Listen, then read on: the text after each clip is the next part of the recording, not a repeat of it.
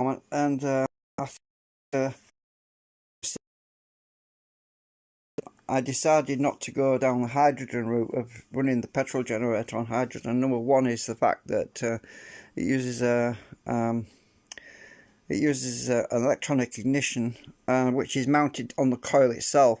The coil is mounted directly to the generator, and it's got a sensor built into the coil, so you can't move the coil to a different location because of the mounting studs and the magnets that's on the rotor that goes around.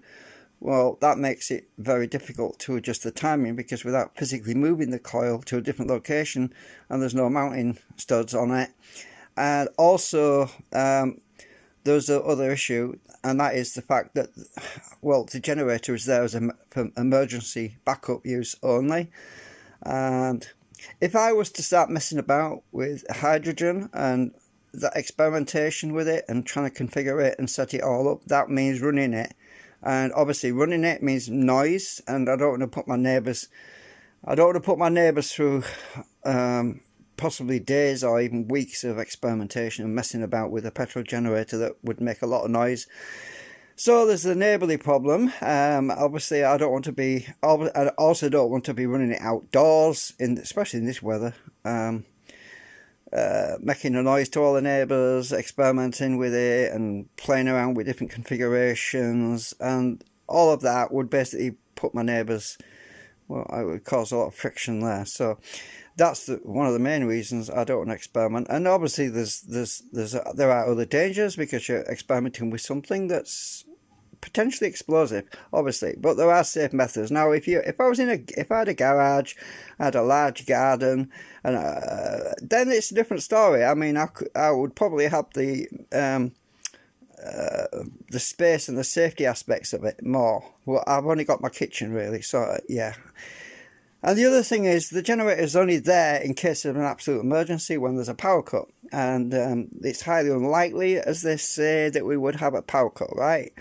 Well, if we do have a power cut, I'd just rather use it the way it is, which is as a petrol generator, just in case I need to boil water or something like that, which means it's just easy to have it there on standby in case I need it. Now, obviously, I've got my silicone stuff for the exhaust. This is the silicone rubber heat proof stuff. I ripped the box open, so it won't stay in the box now. So I got this thermal high temp gasket maker, and I've been making the seals for the exhaust adapters, and I haven't tightened this up fully yet, but I was letting the silicone dry before I actually tightened it up. So that one's on, and that's to adapt it from 2.5 centimeters to the inner diameter of the 20 millimeter pipe, which goes on there, which I can put onto the pipe that goes out the wall when we do that, or rubber hose. Now, the idea of using this stainless steel pipe is to allow it to cool sufficiently before it gets to either a rubber pipe or an external pipe that goes in the wall. And I did actually do a time lapse on this, right, but unfortunately I got my settings all messed up, so the time lapse only lasted 3 seconds. So oh yeah, I got the timing all messed up on the time lapse. So yeah, I tried to upload it, but it didn't work, so I thought, well, bugger it. I tried to upload it as a short, and it didn't work. So anyway, this end I need to do again, because yeah, I was trying to, this pipe, I've inverted it so that the inside of the adapter will fit over the top of a 20 millimeter diameter pipe. So the a 20 millimeter dia pipe fits on the outside diameter, goes in here, and then I can use this clip to tighten it up. And I'm not sure if this aluminium adapter will compress enough, but what I was going to look at was another clamp. I'm going to get another clamp that's bigger, that I can that will actually encompass this pipe, or get another clamp to go on the 20mm pipe and clamp them together, then wire wrap the butts of these around with wire so the pipes can't come apart basically. But the silicone rubber in there does make a good seal. I've been testing it with the 20mm pipe that I've got, but I need to put more in there so that when you push the pipe in, it's really tight and doesn't fall out. So it has to be really tight, because obviously with the exhaust pushing a lot of pressure in through there, it could pop the pipes apart. So that's got to be safe, and if I'm not happy with it, then I'll just pull the insert out and swap it around again. So I could put the male end sticking out this end instead of them in there. But yeah, I'll try and show you what I mean about this. But go in the kitchen. Right. Right, so as I say, I have to redo that a bit more. Let me just turn the light on. It's gone dark now. Can't see a damn thing. Right, it's difficult to show you this, but I'll put it on the floor. Right, so if I get my 20mm pipe, right, it's a tight fit, right. I have to, I can't get it in without holding. I have to put my knee on it. Hang on. Sorry, I'm trying to hold the camera and do this at the same time. It's awkward. I put my knee on it. Oh, damn it. Ah! I'm trying to hold the camera. Sorry about this. Let me put my hand on the wall so I don't. Right. Okay, right. Let's try again. It's tight. That's why I have to put my knee on the pipe. Try and get it in there. Okay. Well, anyway, look. See, I can pick the whole thing up, look. Right. Oops. Camera just slipped over. So it's a tight fit, but I want to make it better than that. And then once I get it silicone sealed properly, I'll see if I can get it out now. Hang on. I'll just stand on it. I can't get it out now. I'll twist it a bit. You see, it's a tight fit. That's what I want. Right, so you can see how tight that is, but I want to make sure that the pipes don't come apart, obviously. And it's that's a good fit. Obviously, I'll pressure test it. I'll blow through it to make sure there's no leaks and all that.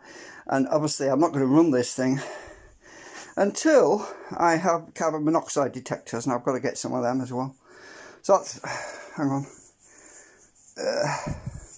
That's the other end, anyway. And I'm out of breath now, but the other end is to fit in this rubber pipe if I need to do. And obviously it needs to be tighter, so I've got to put some rubber, silicone rubber around the metal part to make this tighter, because it's not very tight at the moment. So I've got to put silicone rubber around that so that it fits in there. And then I clamp it. I'll get a clamp on there. Sorry, I'm drifting with my camera angle, sorry.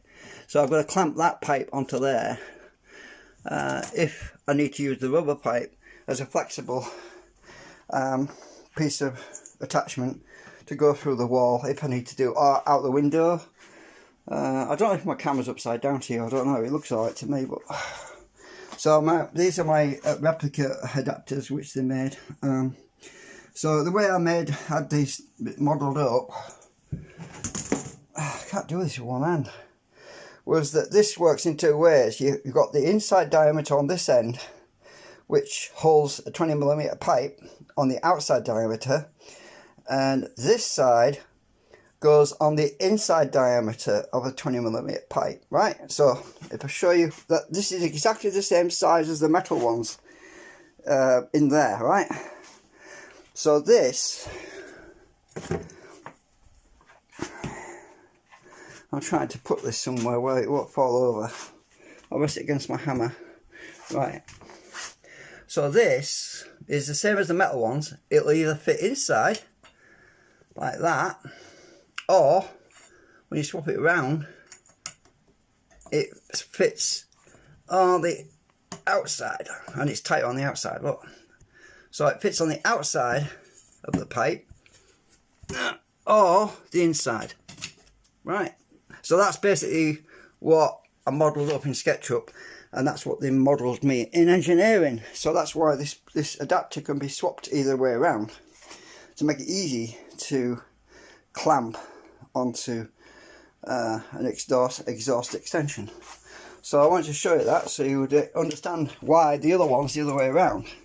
It's because I can fit the 20mm pipe on the inside of that.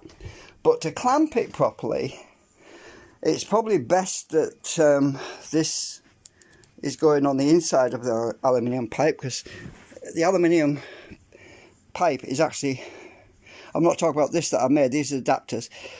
The actual aluminium pipe is softer, so it'll squish up more with a clamp on it than this will squish, because this is a bit harder aluminium. So I could swap that around, no problem. All I'd have to do is pull this end out and swap it around. So I've got an option. I can use it that way around, or I can use it the other way around. I'll put it in this way because I wanted to see how well it would fit, but the silicone's dried a bit manky, and I'll probably redo that one actually, because yeah. So I want to give you an update on what I've been doing. This stuff's really cool. Oops, it's nearly fell out again. This stuff's really good. Yeah, did the job. Yeah. Okay, any other updates? I don't really think I've got any other updates at the moment. I haven't even done the motherboard yet. Oh yeah, I've got a new solid state hard drive. They were selling them on eBay right now. You can get some recycled ones for 20 quid. Sorry, 12 quid, sorry. If you look on eBay, there's a job lot of solid state drives, and they sent me this, hang on, I'm in the light. They sent me this, hang on, let me pull it out. It's not switched on right now anyway. Right, they sent me this Crucial M500, and it's according to the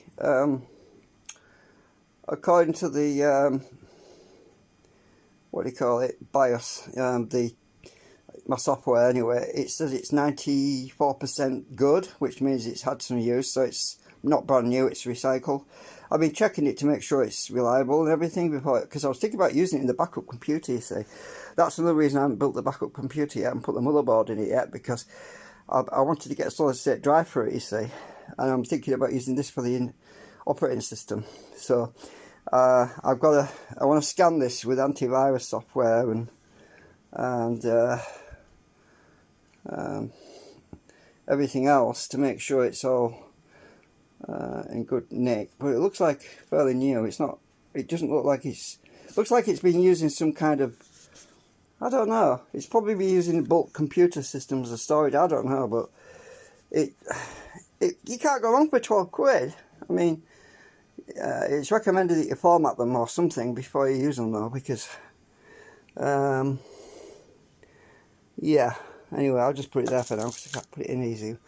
So anyway, that's it for now. As I say, I'm still potting about with other things, and yeah.